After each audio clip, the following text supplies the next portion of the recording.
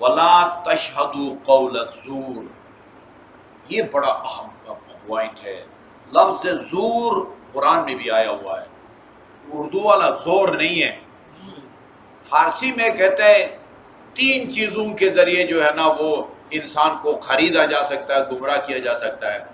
زر، زور اور پتہ نہیں زن بھی ہے میرا خیال، زن، زر، زور. ہاں اچھا قرآن میں ہے فَاجْتَنِبُوا قَوْلَ الزُّورِ، ڈکشنری اٹھا کے دیکھیں، زے واو رے کا معنی جھوٹ ہے. فَاجْتَنِبُوا قَوْلَ الزُّورِ. روایات کے اندر اس کی تفسیر میں گانا کی صورت میں اس کی تفسیر کی گئی ہے. قول الزور کی تفسیر گانے سے کی گئی ہے.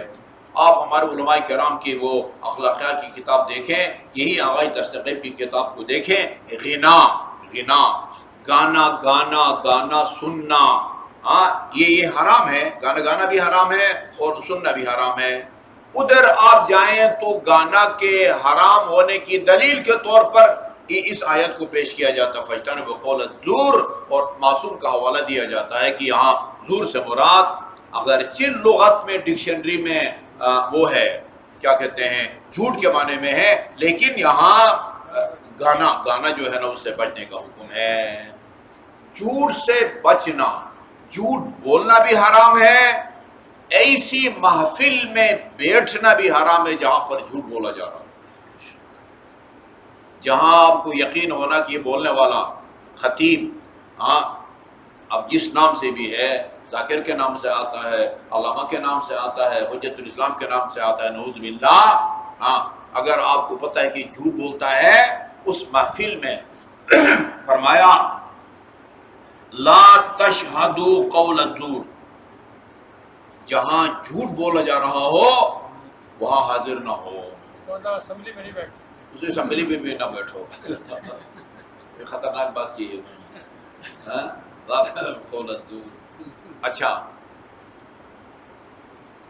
میں نے بہت ساری ایک مجلس سنی ہے، ایک مجلس سنی ہے کم از کم 15 منٹ جو ہے نا وہ امام حسین اور حضرت علی اصغر علیہ السلام دونوں کا مکالمہ. امام حسین نے یہ فرمایا، حضرت علی اصغر نے یہ فرمایا، امام حسین نے یہ فرمایا. بابا اللہ تعالیٰ علی کل شیء قدیر ہے. خدا ایک شیرخوار بچے کو پیدائش کے فوراً بعد بولنے کی طاقت دے تو وہ دے سکتا ہے اور وہ بول سکتا ہے، لیکن تاریخی لحاظ سے ثابت ہونا چاہیے کہ ہاں اللہ تعالیٰ نے بولنے کی طاقت دی تھی، ہاں اور یہ کہا تھا. امام حسین نے جواب میں یہ کہا تھا. کہیں مسترد تاریخ سے ثابت نہیں ہے کہ اس طرح کا کوئی مکالمہ ہوا ہو. ہاں زبان حال کے طور پر زبان حال کے طور پر آدمی کچھ باتیں کر سکتا ہے، لیکن 15 منٹ کم از کم جو ہے نا حضرت علی نے یہ کہا. بہت ساری کتابیں، اگر مولانا حسن ظفر بھی کہہ رہے تھے آواز آتی ہے. کدھر سے آتی ہے وہ آواز؟ اتنا کہہ دیا جاتا ہے آواز آتی ہے، اس کے بعد پھر جو مرضی کا ہو کہ بھئی آواز آئی، وہ آواز کس کی تھی، کس نے آواز دی اور اس آواز میں کیا کہا. یہ جھوٹ بولنا، دو باتیں ہوتی ہیں. جھوٹ میں 2 باتیں ہوتی ہیں. ایک واقعہ جو تاریخ میں پیش نہیں آیا آپ اس کو بیان کریں کہ یہ تاریخ میں پیش آیا ہے. حضرت علی اصغر اور امام حسین میں کوئی مکالمہ، تبادلہ خیال، گفتگو نہیں ہوئی اور آپ کہیں کہ یہ باتیں ہوئی ہیں.